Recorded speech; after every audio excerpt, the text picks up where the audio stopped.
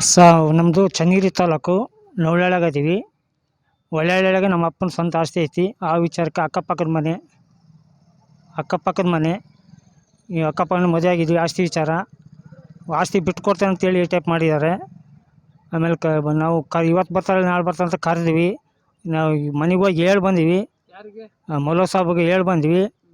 ಆಮೇಲೆ ಮೌಲವಿ ಸಾಬ್ಗೆ ಹೇಳಿ ಬಂದು ಸದ್ದಮ್ಮಗೆ ಆಸ್ತಿ ಮಾಡಿಸಿದ್ರು. ಅವ್ರಿಗೆ ನಾವು ಕೊಡಲ್ಲ ಅಂತ ಆಸ್ತಿ ಹೇಳಿ ಬಂದ್ವಿ. ಮನೆ ಆಸ್ತಿ ಬೇಕಾಗಿ ನೀವು ಹೆಂಗಸ್ರಿಕೆಂದು ಏನು ಬೇಕಂದು ಮಾಡ್ಬೋದು ಅಂತ ಹೇಳಿ ಮೊಬೈಲಿದ್ದ ಮ್ಯಾಪ್ ಹಾಕ್ಯಂಡು ನೋಡೋದು, ಮ್ಯಾಪ್ ಹಾಕ್ಯಂಡು ಮಾತಾಡೋದು, ಅವ್ನು ಎಲ್ಲಿ ಮಾತಾಡಿದ್ರು ತಿಳ್ಕೊಳೋದು, ರಾತ್ರಿ ಆಗಲೆಲ್ಲ ಕಾಯೋದು ಎಲ್ಲ ಇದು ಮಾಡ್ತಾವ್ರೆ ಸರ್. ಮ್ಯಾಪ್ ಹಾಕ್ಯಂಡು ಒಂದು ನಿಮಿಷನೂ ಬಿಟ್ಟಿಲ್ಲ. ರಾತ್ರಿ ಆಗಲು ಮ್ಯಾಪ್ ಹಾಕ್ಯಂಡು ಮೊಬೈಲ್ ಹಿಡ್ಕೊಂಡು ಕಾಯಕ್ಕೆ ಹಚ್ಚಿದ್ದಾರೆ.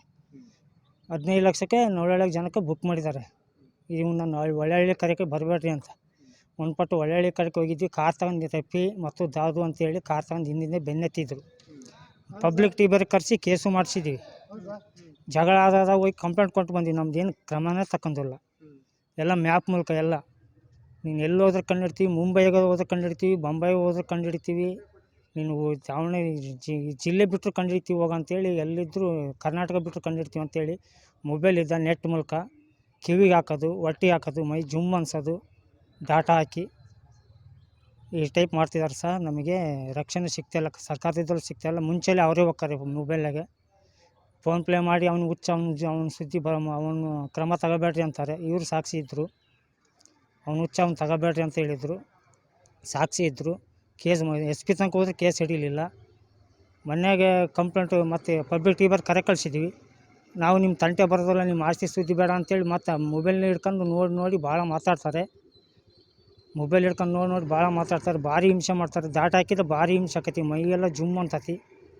ಈ ದೆವ್ವ ಭೂತ ಕಂಡಿರೋದನ್ನ ಕರೆ ಕಳಿಸ್ತೀವಿ. ಇದೇನು ಮೊಬೈಲಿದ್ದ ಜನ ಉಳಿಯೋ ಪೋಷನ್ ಇಲ್ಲ. ಯಾರ್ಯಾರು ಮಾತಾಡ್ಸಕ್ಕೆ ಬಂದರೆ ಇದ್ಕಿದಂಗೆ ಹೋಗ್ತಾರೆ, ಓಡಿಸ್ತಾರೆ ಮೊಬೈಲಾಗೆ. ನಮ್ಮ ಜೊತೆಗೆ ಕಿವಿ ಕೇಳ್ದಂಗೆ ಮಾಡ್ತಾರೆ. ಈ ಟೈಪೆಲ್ಲ ಮೊಬೈಲ್ನಾಗ ಕೆಲಸಗಳದಾವೆ ಸರ್. ದಯವಿಟ್ಟು ನೀವು ಒಂದು ಸ್ವಲ್ಪ ಒಂದು ಕಡೆ ತಾವುಗಳು ಓಡಾಡುವ ಜಾಗಗಳಲ್ಲಿ ನಿಮ್ಮನ್ನು AI ಅನ್ನು ಏನು ಆರ್ಟಿಫಿಷಿಯಲ್ ಇಂಟೆಲಿಜೆನ್ಸಿ ಅಂತ ಏನು ಹೊಸದಾಗಿ ಬಂದಿದೆಯೋ ಅದನ್ನು ಎಲ್ಲೋ ದುರುಪಯೋಗ ಪಡಿಸಿಕೊಳ್ಳುತ್ತಿದ್ದಾರೆ ಅಂತೇಳಿ ಒಂದು ಸರ್ಕಾರಕ್ಕೆ ಕಂಪ್ಲೇಂಟ್ಸನ್ನು ದೂರನ್ನು ದಾಖಲು ಮಾಡಿಸುವಂಥದ್ದು ಯಾಕೆ ಮಾಡಬಾರ್ದಾಗಿತ್ತು ತಾವುಗಳು ಅನ್ನೋದು. ಹೇಳಿದರೆ ನೀವು ಹುಚ್ಚರಿ, ನಿಮಗೆ ಹುಚ್ಚನ ನೀನು ಹೋಗೋ ಅತ್ಲಾಗೆ ಮೊಬೈಲಾಗ ಏನದಾವ ಅಂತ ಹೇಳ್ತಾಯಿದ್ರೆ ನಾವು ತಿಂತಾರೆ. ನಾವು ಅದ್ರಾಗಲ್ಲಿ ಏನದಾವ ಅಂತಾರೆ. ಏನು ಈ ಸರ್ಕಾರ ಈಗ ಮೊಬೈಲ್ ಬಂದವಲ್ಲ, ಕಂಬ ತೆಗಿಯೋಕೆ ನಿನಗೋಸ್ಕರ ಅಂತಾರೆ. ಇವೆಲ್ಲ ಮಾತಾಡ್ತಾರೆ ಸರ್ಕಾರದವ್ರು.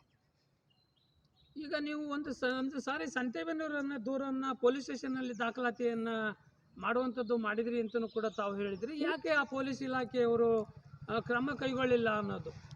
ಒಂದು ಸರಿ ಅನ್ಸಾಗ 2 ಸಾರಿ 3 ಸರಿ ಕೊಟ್ಟಿದ್ವಿ. ಫಸ್ಟಿಗೆ ಒಂದು ಸರಿ ಕರೆದಾಗ ಇವ್ನು ಸುದ್ದಿ ಹೋಗಲ್ಲ ಅಂತೇಳಿ ಬರ್ದು ಕೊಟ್ಟಿದ್ದಾರೆ. ಅದು ಐತೆ ರಿಕಾರ್ಡು. ಫಸ್ಟಿಗೆ ಹೋದಾಗ ನಾವು ಸುಳ್ಳಲ್ಲಿ ಸಹ ನಾವು ಏನು ಮಾಡಿಲ್ಲ ಅಂತಾರೆ. ಊರಿಗೆ ಬಂದರೆ ಅದೇ ಟಾರ್ಚ್ ಮಾಡ್ತಾರೆ. ಅವನೇನು ಬಲ್ಲ, ನಮ್ಮದು ಕಂಡಿಡ್ತಾಳೆ ಕೈಯ ಮೊಬೈಲ್ ಅದಾವಲ್ಲ ಅಂತ ಹೇಳ್ತಿದ್ದಾರೆ. ಬರ್ತಿದ್ದಂಗೆ ಊರಿಗೆ ಹೋಗ್ತಿದ್ದಂಗೆ ಒದ್ದಾಡೋಗ್ತೀವಿ. ಡಾಟಾಗಿ ಕೈ ಬಿಡ್ತಾರೆ. ಮನೆ ಹತ್ರ ಹೋಗ್ತಿದ್ದಂಗೆ ಇದು ಒದ್ಲಿ ಬಿಲ್ಲಿ ಒದ್ದಾಡೋಗ್ತೀವಿ. ಹಂಗೆ ಅದು ಜನ ಕಾಣೋದಂಥ ಕೆಲಸ ಇರ್ತಲ್ಲ. ಕಂಡಿಡಿಯ ಫಸ್ಟು ಅಂತಾರೆ. ಮನೆ ಬಾಗಿಲಿಗೆ ಹೋಗ್ತಿದ್ದಂಗೆ ಹಂಗೆ ಮನುಷ್ಯ ಹರಿಗೆಟ್ಬಿಡ್ತೀವಿ. ಅಂಥ ಕೆಲಸ ಮಾಡ್ತಾರೆ. ನಮ್ಮ ಅಕ್ಕ 2 ಸಲ ನೋಡಿ ಕಣ್ಣೀರು ಹಾಕಿಬಿಡ್ತು. ಈಗ ನಿಮ್ಮ ಕುಟುಂಬದವರು ಸುಮಾರು ಒಂದು 15 ವರ್ಷಗಳ ಹಿಂದೆ ನಿಮ್ಮ ಜೊತೆ ಕುಟುಂಬದವರು ಇಲ್ಲ ಅಂತಿದ್ದಾರೆ. ನಿಮ್ಮ ಹೆಂಡತಿ ಬರ್ಲಿಕ್ಕೆ ಯಾಕೆ ಸಾಧ್ಯ ಆಗಿಲ್ಲ ಅನ್ನೋದು? ಬರಲ್ಲ. ಅವರು ಆಸ್ತಿ ಬರ್ಕೊಡು ಅಂತ ಹೇಳಿದ್ರು. ಅವರು ಯಾರು? ಅವರು ಕುಟುಂಬದವ್ರು. ಅವರು ನಮ್ಮ ಮಾವರಿಗೆ ಆಸ್ತಿ ಬರ್ಕೊಟ್ಟು ಹೋಗ ನಿಂದೇನೈತೆ ಅನ್ನೋದು. ಅಂದ್ರೆ ಆಸ್ತಿ ವಿಚಾರವಾಗಿ ತಮಗೆ ಕಿರುಕುಳ ಕೊಡ್ತಾರೆ. ಆಸ್ತಿ ಅಕ್ಕಪಕ್ಕದ ಮನೆ ಆಸ್ತಿ ವಿಚಾರ ಹಿಂದೆ ನಮ್ಮ ಅಪ್ಪಗೆ ಕಟ್ಟಕ್ಕೆ ಆಸ್ತಿ 1.5 ಎಕರೆ ಹೊಡ್ಕೊಂಡಾರ ಸರ್. ಅವ್ರು ಬಿಟ್ಕೊಡ್ತೀವಿ ಅಂತ ಹೇಳಿದ್ದಾರೆ. ಈಗಲೂ ಬಿಡ್ತೀವಿ ಅಂತಲೇ ಹೇಳ್ತಾರೆ. ಈಗ ಹೊಲ ಹೊಡ್ತೀವಿ, ಊರು ಜನಕ್ಕೆ ಒಪ್ಪಿಸಿ ದೊಡ್ಡ ಯಜಮಾನರಿಗೆ ಎಲ್ಲ ತಿಳಿಸಿ ಹೊಲ ಹೊಡಿತೀವಿ ಸರ್. ಅಲ್ಲ, ನಾನು ಒಂದು ಪ್ರಶ್ನೆ ತಮಗೆ. ಹಳ್ಳಹಳ್ಳಿ ಗ್ರಾಮದಲ್ಲಿ ಸುಮಾರು 6 ಎಕರೆ ಜಮೀನು ಇದೆ ಅಂತ ಹೇಳ್ತಾ ಇದ್ದೀರಿ. ಆ ಗ್ರಾಮದ ಮುಖಂಡರು ಅದು ಜಾತ್ಯತೀತವಾಗಿ ಮತ್ತು ಪಕ್ಷಾತೀತವಾಗಿ ಅಲ್ಲಿನ ಮುಖಂಡರುಗಳನ್ನ, ಸರ್ವಜಾತಿಯ ಮುಖಂಡರುಗಳನ್ನ ಸೇರಿಸಿ ಒಂದು ಪಂಚಾಯತಿ ಮೂಲಕ ಬಗೆಹರಿಸಿಕೊಳ್ಬೋದಾಗಿತ್ತೆ ಏನೋ ತಾವುಗಳು ಅನ್ನೋದು. ಅದಕ್ಕೆ ಸಹ ಎಲ್ಲ ಊರು ಜನಕ್ಕೆ ಒಪ್ಪಿಸಿ ನಾವು ಒಂದು ತೀರ್ಮಾನ ತಗೊಂಡಿವಿ. ಊರು ಜನದಾಗೆ ಪಂಚಾಯತಿ ಸೇರಿಸಿ ಅಲ್ಲಿ 4 ಜನ ಸೇರಿಸಿ ತೀರ್ಮಾನ ಮಾಡಬೇಕು ಅಂತ ಹೇಳಿದ್ವಿ. ಶಾಮೀನು ಹಾಕ್ಸಿ. ಅದು ಯಾವಾಗ ಮಾಡ್ತೀರಾ ಕೆಲಸ? ಈ ಒಂದು ವಾರದಾಗ ಮಾಡ್ತೀವಿ ಸರ್. ಈ ವಾರದಾಗ ಎಲ್ಲೋ ಒಂದು ಕಡೆ ಕೋರ್ಟಲ್ಲಿ ದೂರು ಅಥವಾ ಕೋರ್ಟಲ್ಲಿ ಕೇಸ್ ನಡೀತಿದೆ ಏನು ಅಂತ. ಸರ್. ಹೊನ್ನಳ್ಳಿಗೆ ಕಂಪ್ಲೇಂಟ್ ಕೊಟ್ಟಿದ್ವಿ. ಕಂಪ್ಲೇಂಟ್ ಕೊಟ್ಟಾಗ ನಮ್ಮ ಅತ್ತಿಗೆಮ್ಮ ಕೋರ್ಟಿಗೆ ಹೋಗುವಂತು ಬರ್ಕೊಟ್ರು. ಕೋರ್ಟಿಗೆ ಹಾಕಿದ್ವಿ ಸರ್. ನವಲಿಯಾಳು ಹೊಳೆಹಳ್ಳಿ ಕುಡುಪ್ಲಿ ನನಗೇನು ಜೀವ ಬೇರೆಕೆ ನಾನು ಏನಾರು ಸತ್ತಿದ್ರು ಹೊನ್ನಳ್ಳಿ ತಾಲೂಕು ಮುಂದೆ ಇಷ್ಟ ಕುಡಿದು ಸಾಯ್ತೀನಿ. ಏನಾರು ಸಮಸ್ಯೆ ಆದ್ರೂ ಅವರೇ ಕಾರಣ. ಈ ಊರು ಜನಕ್ಕೆ ಒಪ್ಪಿಸಿ ಎಲ್ಲ ತಿಳಿಸಿ. ಹೊಳೆಹಳ್ಳಿ ಅಂತಂದ್ರೆ ಏನು ಗ್ರಾಮಸ್ಥರು ಅಥವಾ ನಿಮ್ಮ ಸಮಾಜದವರು? ಗ್ರಾಮಸ್ಥರು ಸರ್, ಗ್ರಾಮಸ್ಥರು. ಸಮಾಜದವ್ರು ಇರ್ಬೇಕು, ಗ್ರಾಮಸ್ಥರು ಯಾಕೆ ಹೊಣೆ ಹಾಕರಿ? ಸಮಾಜದವ್ರಿಗೆ ಹೋಗಿ ಮನೆಗೆ ಹೋಗಿ ಹೇಳಿ ಬಂದಿ ಸರ್, ನಮ್ದು ಯಾರು ಲೆಕ್ಕಕ್ಕೆ ತಗೊಂಡಿಲ್ಲಲ್ಲ ಸರ್, ಬೇರೆಯವ್ರಿಗೆ ಒಪ್ಪಿಸ್ತೀವಿ ನಾವು. ಅಲ್ಲ, ತೊಂದರೆ ಕೊಟ್ಟವ್ರು ನಿಮ್ಮ ಸಮಾಜದವರಲ್ಲ.